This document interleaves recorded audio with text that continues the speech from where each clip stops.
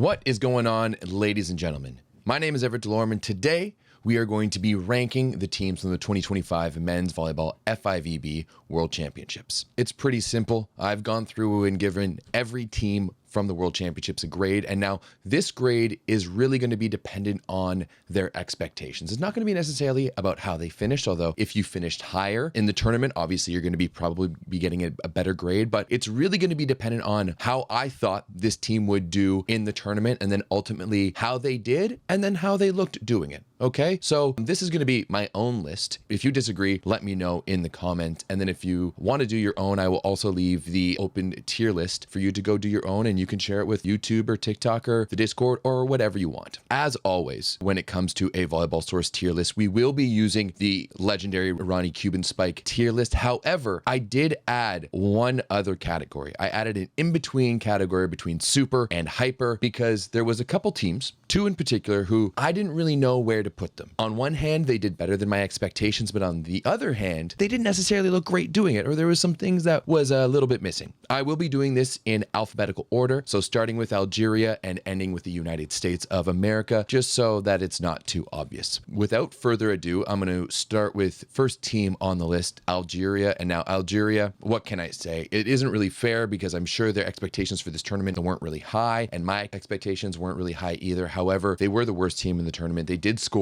the least amount of points, albeit being in a pretty tough pool. So I'm going to start them off by giving them a cookie. Thanks for participating. See you next time, putting them in the last tier. Next up, we have Argentina. And now Argentina actually did a pretty good job, I thought. You know, they won their pool. They ended up fighting off Finland, and Finland was a team that surprised everyone. And then they eliminated France. They got very unlucky by drawing Italy in the round of 16, right? Italy was supposed to win their pool, and they would have seen them in the quarters. Now, Italy steamrolled everyone after they lost to Belgium, so I can't really fault them for that much. This may be a little bit generous because I love Polonsky, and Luciano De Cecco is an absolute legend, but big fan of Vincentine as well. So I'm actually going to put Argentina in the super tier, and I feel like that people might have some feelings about that, but it's the way she goes. Moving on now to the Bs, we have a team that if you have been paying attention to World Volleyball over the past few years, you knew that they were ready to have a big tournament, and this team absolutely did. They upset Italy in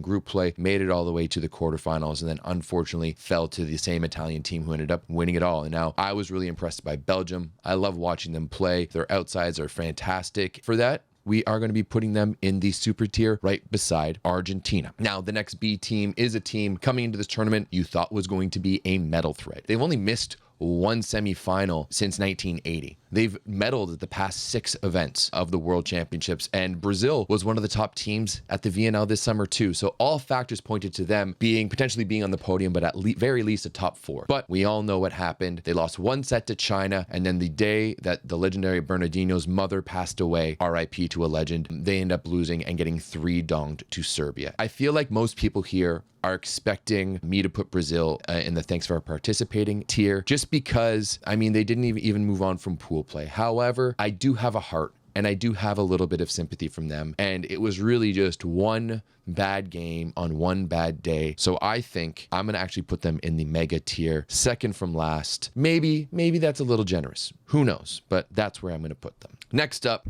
I don't think there's any question where this team goes. They just went on a generational run with the youngest team in the tournament, led by an 18-year-old setter and his 21-year-old brother, who was by far the best player in the tournament. Now, if Bulgaria went anywhere other than the S tier, than the ultra tier in your ranking, then you have a problem, okay? Please let me know in the chat if you disagree. Also, big ups to Bulgaria for an absolutely banger of a celebration, celebrating their team when they came home. Now, we have Canada, my Maple Volleys, and, you know, looking at the beginning of this tournament, there was quite a few people out there who didn't think Canada was going to move on, who looked at the pool alongside Japan and Turkey and said, I don't think Canada's going to move on, much like the 2022 World Championships. But instead, Canada did get scared by Libya a little bit at first, and then absolutely dominated Japan in pool play before not really showing up against the Turkey, and then eventually getting bounced from the tournament in the round of 16 by Poland, the eventual bronze medalists. I'm actually going to put Canada in the hyper tier. If you had told me at the beginning of the season that Team Canada would be moving on from pool play with the roster that we had, no Mar, no Lepke, no Demyanenko, no Arthur Schwartz, and of course no Brody Hofer, who was our leading scorer in the 2025 VNL, I would be really stoked about it. If Canada had looked better against Czechia and not gotten absolutely donged the way that we did, I might even put us in the in-between or the A tier. However, maybe while the result maybe did surpass my expectations, there was that one caveat of the Czechia match. So I'm going to put them in the safe hyper tier. Next up, we have Chile. After Algeria, they scored the second least amount of points in the tournament. They didn't pick up a win or any set wins. So Chile, thanks for participating. Now we have China, and now China came out of the door hot, right? They took that first set from Brazil, then ended up relegating them, but then didn't really do much after that. And now maybe it's the Vital Heinen factor that has intoxicated me so much. I thought that China was going to be able to wreak a little bit more havoc in their pool, but they ended up kind of just keeling over, ended up losing to Czechia in that last match without Lukasz Vashina, who was their best player. But still, I really like this Chinese team. I think they're moving in the right direction. So I'm going to be a little nice, and I'm going to put them in the mega tier just underneath Brazil. Next up, we have Colombia, and Colombia was a team that I didn't really expect anything from, and I wasn't really expecting them to get any wins either. Now, they didn't, but they did push Portugal to 5, and just because of that, and because they have the legendary Hondo on their team, I'm going to give them a mega tier as well. Now we have another C team, or team that starts with C, and another team from Colombia's pool. We have Cuba. And now Cuba was one of my most disappointing results. In my preview, I thought Cuba had a chance to maybe go all the way. Everyone knows how weak that left side or the top side of the bracket, however you want to look at it, was. And Cuba, especially looking at their pool, you know, with Portugal and Colombia and a kind of USAB team, I thought Cuba was really, really set up to do well, especially after their VNL and how everything did. But poor coaching decisions really hampered their tournament, and then they couldn't even, like, had they beat the USA in 5 in their final match, they would have had a chance to move on, but they couldn't even do that even after the US subbed in their entire bench. So Cuba, unfortunately, I always root for you guys, and then you never get it done for me. So Cuba for me is going in final tier in the thanks for participating. Next up, we have a team that really won a lot of people's hearts, and although they may be a little controversial because they didn't necessarily have the hardest road to the finals or to the final four, I should say, this is a team that did start their tournament with a nice little 3-dong over Serbia, and then took care of business where they needed to, right? Beat the teams that they needed to beat. They beat China. They beat Iran in the quarterfinals. We're not going to talk about the Tunisia win because that's a little bit of whatever. And really impressed a lot of people along the way. You know, Lukasz Vashina, Patrick Indra, the young Antonin Klimesh down the middle. I really gain a lot of respect for Czechia in this tournament, and for that, I think we have to put them in the ultra tier. That's the only place I can see them. Absolutely no one expected to see them in the top 4. And that's where they finished. Next up, we have another one of the disappointing teams in the tournament. I mean, they were in the easiest pool. They were in the pool alongside Tunisia, Philippines, and a shorthanded Iran. And this team went out there and absolutely laid an egg. They only picked up the 1 win against Iran, and then even lost to the Philippines and kept them alive. So Egypt, for sending your captain home before the tournament and then not making it out of pool, we're going to give you a cookie and send you on your way. Thank you for participating. Next up, we have arguably the most surprising team of the tournament, Finland. And Finland came out here being the European Golden League winners from the summertime, and now there was some people who didn't really put a lot of stock in that, maybe me included, but they really came out, showed the world that they could ball by pushing Argentina to 5 and coming out swinging, and then ultimately sending France home by beating them in 5. And I don't think many people expected Finland to get out of pool. I certainly didn't, and I was really impressed by them overall. So Finland, for making out of pool in what was a pretty tough pool, we're going to put you in the super tier. Next, we have the 2-time defending Olympic champions, France. This one was a tough one to watch, with so many legends on their team, with the team that was looking to increase their legacy, expand what everyone thought of them, right? This is a team that has had some great results, obviously 2 straight Olympic wins, and then some not so great results at European Championships and at these World Championships in general. This is a team filled, stacked with legends of the game, some of the best players in their position, and has some really, really good coaching as well. And however, France did not even make it out of pool. They only won the 1 game, right? They only beat, who was it? Korea?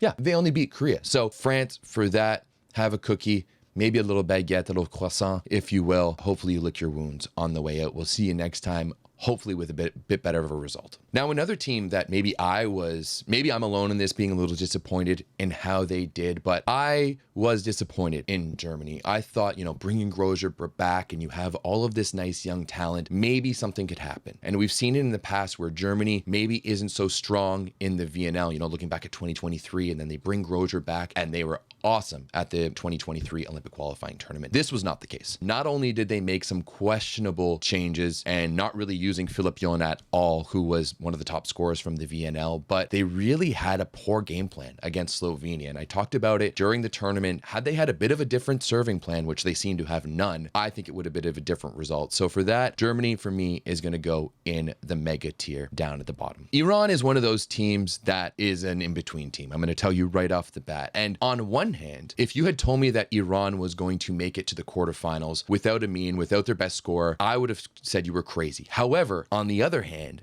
the way that they did it just really wasn't convincing. Like, they barely squeaked out of pool play. A, they lost to Egypt, who was last place in their pool. And then B, they almost lost to Philippines, and they were 1 point away from losing to Philippines. And if you ask me, they should have, right?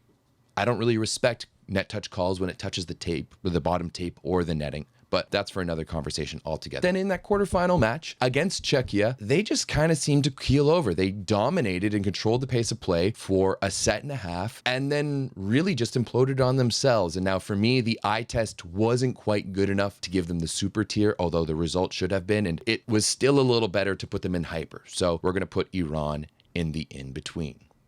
Next up, we have the two-time defending champs who, after the one loss to Belgium in what was one of the best matches of the tournament, really just went on a run. After that, they lost no sets despite having one of the hardest schedules, having to play Ukraine, Argentina, Belgium again, of course, Poland in the semifinals, and then only dropping that one set to Bulgaria in the finals. I was questioning if this Italian team was going to be able to repeat, especially with the injury to Daniele Lavia, but Bottolo stepped up huge, Micheletto was solid, and Romano was playoff Romano, right? When the time is needed, he is one of the best. And for me, their overall performance going back to back, Fefe De Giorgi is the #1 person ever at the World Championships now with 5 World Championships, 3 as a player, 2 as a coach. Italy, ultra tier, and there's a reason why I'm putting them in that first spot, because they deserve the #1 spot. Ooh, this one is a funny one. I don't think anyone is going to question where I'm going to put Japan, and this has to be one of the biggest disasters for a country that has really improved so much over the past 3-4 years. And now a lot of new fans to the game, and once again, we thank Japan for everything they've done with haiku and the popularity of the sport, but there's a lot of people who view Japan at the top, like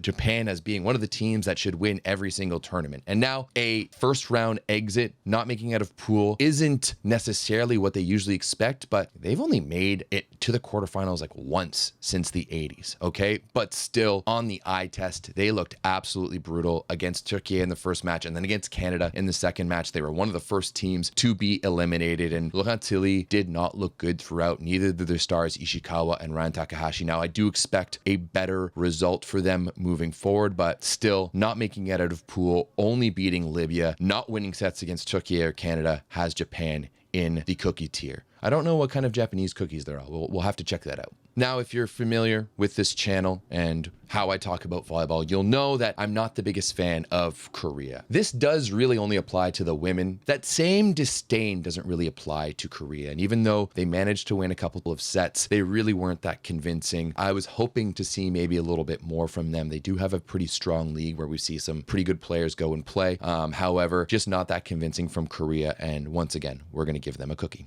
Libya is now one of my surprise favorite teams from the tournament. Of course, they opened things up against Canada, and I really thought it was going to be a 3-dong. I even said in my preview, have a cookie on their way out. I hope you guys enjoy the buffet. But Libya really impressed me. They came out really aggressive. They took a set off Canada and then had us on the ropes in that 4th set too. And it took a little bit of late match heroics by Canada to get by it. But all in all, the Ilbairi brothers did something that I didn't think was possible, and I actually kind of liked watching them play. And because of that, Libya is going to get a solid hyper tier. They're not quite good enough. They didn't even win any matches, but they did win 2 sets, and they won my heart. and that's what's more important. So we're going to put them in the hyper tier. Next up, we have the Dutch. The Dutch were a team that I wasn't expecting much from, even though they were in a pool alongside Qatar and Romania. I was very unsure if this team was going to move on, but they did make some adjustments after the VNL. They did change some things up. They stopped trying to play a right side dominant game and open things up a little bit by adding Coops into the offense. However, beating Romania and Qatar and then just capitulating to Turkey in the first round isn't enough for me to put them too far, but hey,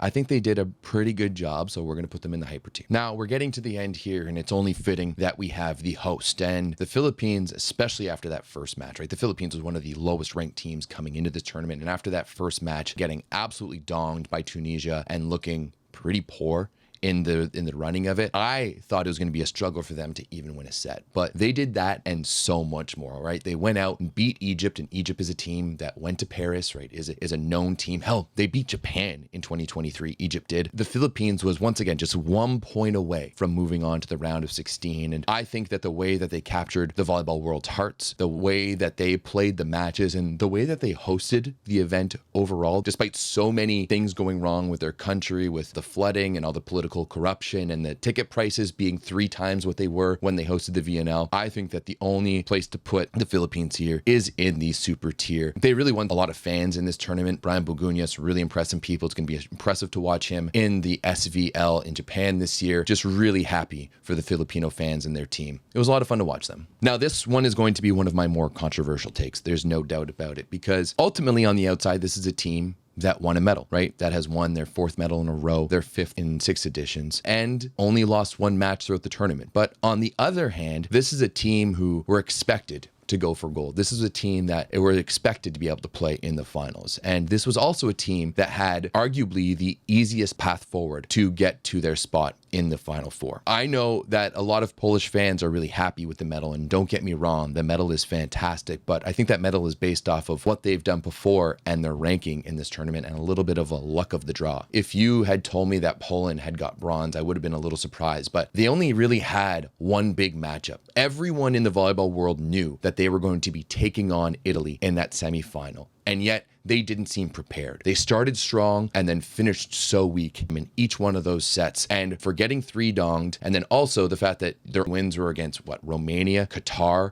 the Netherlands, a shorthanded Canadian team who was missing 5 of their best players, a Turkish team who was missing their best players, got donged by Italy and then beat Czechia, who was on the run of their lives and were pretty good, but still not up to Poland's level. I'm going to put Poland in the C tier, because if they had looked better against Italy, it would be a much different story. I would have probably put them in the A tier. You know, you didn't win it, you didn't make the finals, but hey, you still got that medal. But for me, the way that I look at Polish volleyball being the best in the world, they have one of the best leagues, if not the best league in the world. They are the deepest team in the world with one of the best coaches, and they still weren't able to get it done. It might be controversial, but I'm putting them in the mega tier. From one European P team to another, Portugal was a team that I actually kind of found fun to watch. Sure, they don't have the big names in attacking that other teams do, but they do have Miguel Tavares, and I thought that Nuno Marquez was very, very serviceable. They got that big win over Cuba and then managed to salvage things against Colombia to move on. I really wasn't expecting more from this team, but still, because of their result, to make it into the round of 16, especially as a non-VNL team, is really good. You got to beat Cuba. For that, we're going to be putting Portugal in the hyper tier. Now we have Qatar, and Qatar, you know what, for a team that lost to Pakistan in the AVC Cup this year, for going out there and beating the only Asian team to beat a European team, I thought they did not bad. Not great, but also not bad. So for that, Qatar, I didn't really watch much of them, so I can't say much of how they played, but we'll put them in the mega tier. The team that lost to Qatar, sad. Sure, apparently they had some injuries, but still, Romania had the chance with the Netherlands in their pool as well to maybe pull off a bit of an upset to make it through, but they didn't. So have a cookie. Next up, we have a team who year after year, I tend to underestimate. You can say what you want about them not caring about the VNL, about whatever it is, but it seems that time and time again, I'm always underestimating Serbia. And I think that probably needs to stop on my end, because, you know, they started the tournament by getting donged by Czechia, but then really turned things on. They took care of business against China and then went absolutely ham against Brazil. You can't hate them for that. And then their round of 16 matchup against Iran was also one of the more entertaining matches. It was spicy. The Discord was calling it the Ooga Booga match because it was just a bunch of big boys out there swinging really, really hard, right? There was no recycling. There was no throwing. It was just all about who could hit the hardest. And ultimately, Iran won. But still, I was pretty impressed by this Serbian team overall. So we'll put them in the hyper tier. Next, we have a team that in 2022 finished fourth. And now maybe that was a little bit helped because they were one of the hosts. However, Slovenia has consistently been one of the best teams in men's international volleyball. However, they came into this tournament missing two of their best attackers, their two best left sides in Rok Mozic and Klemen Cebul. And for that, I honestly wasn't sure if they're going to be able to make it out of pool play. But ultimately, I think Nick Mujanovic looked pretty good on the left side. And then throughout most of the tournament until sets 2-4 against the USA, they looked not that bad. And then things started to crumble down there. Karch listened to me. He used my strategy. They served Mujanovic off the court and broke them down. But ultimately, Slovenia making it to the round of 16, making it out of what was a pretty tough pool without two of their best players. I was pretty happy with that. So we're going to put them in the hyper tier. Now we have another round of 16 team. And while they were in the easiest pool in the tournament, this was a team that at the last African Cup finished fifth, which was very, very surprising for Tunisia because they have a pretty long and storied volleyball history. Like, once again, this is the country that brought us Wasim Bentara, who's arguably one of the best opposites in the world right now. Now, he may be going to play for Poland, which is another conversation altogether. Ultimately, Tunisia moving on was pretty impressive. They beat their African rivals in Egypt in pool play to move on, then got absolutely trounced by the Czechs in the round of 16. But still, Tunisia, for making it out, honestly pretty impressive. We're going to put them in the hyper tier. Now, if you were to look at the demographics of the people who watch this channel, you would think that this one is a little bit of fan service, but I have really been talking about it for a long time that this Turkish team is actually really good. When you look at their athlete position by position, this is a pretty good team. And finally, they showed it after going 3-9 in the VNL. This was a team that looked much, much better once they got to the World Championships. They brought in Slobodan Kovac, a little bit of a coach change, brought in someone outside of Turkey, and it really opened things up for them. They got to take down Japan in what was a really dominant fashion, then absolutely dominated my Canadian team. And if you want to watch my reactions to that match, you can go check out the watch along that I did with Burkai, and then took care of business against Libya and the Netherlands in the round of 16. And now, had they had FA Mandaracha, things might have been different against Poland, although even Burkai was saying that they weren't liable to win that much. But this, at the end of the day, was still the best result, the first quarterfinal finish ever for the Turkish men. So for that, we're going to put the Turkish men into the super tier. All right. Only two left, and this first team was another team that I was disappointed with. They had such a good VNL. They had such a veteran squad, and even without their best player in Oleg Plotnitsky, I really thought that Ukraine was going to be a team that could do a little bit of damage, but instead they kind of petered out, didn't look too good. They looked lifeless against Belgium and Italy, and I was expecting a little bit more fight for them, so we're going to put them in the mega tier. And now finally we have the one and only United States of America. Heading into this tournament, I wasn't entirely sure what to expect. On one hand, you had them kind of struggle through the VNL. They didn't look as good as they used to, of course, with a much younger team, a lot of their stars taking the summer off, but they did add Micah Christensen to this roster. And for that, I was really expecting maybe a little bit more, especially with what we saw in their bracket. And I was kind of questioning, I thought they might finish second in their pool. I thought that Cuba might be a little bit better than them, but instead they surprised everyone by looking pretty good through the first four matches of the tournament, right? They took care of business in pool play. They even beat Cuba when they did an absolute yard sale and brought in their entire bench,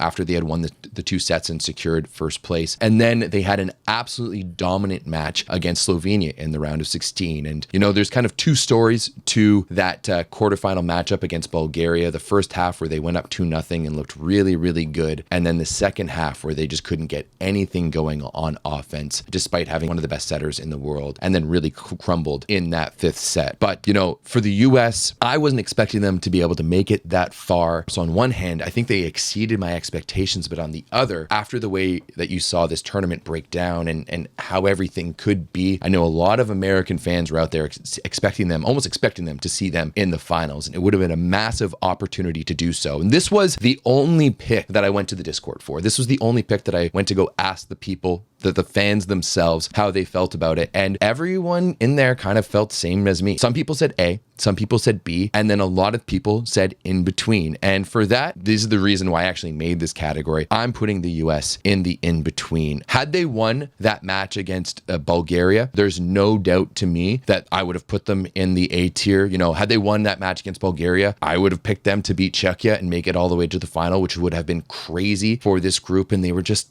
so close, so close to making it there. At the end of the day, they were better than I expected, but not quite as good as they could have been. So I'm putting them in the in-between. That wraps it up for my tier list for the 2025 FIVB Men's Volleyball World Championships. Do you agree? Do you disagree? Let me know down in the chat. And of course, you can go and do this yourself over on Tier List Maker. I've left the link down in the bottom of the chat. If you like this and you like talking about volleyball, make sure you join the Volleyball Source Discord, and I will see you next time.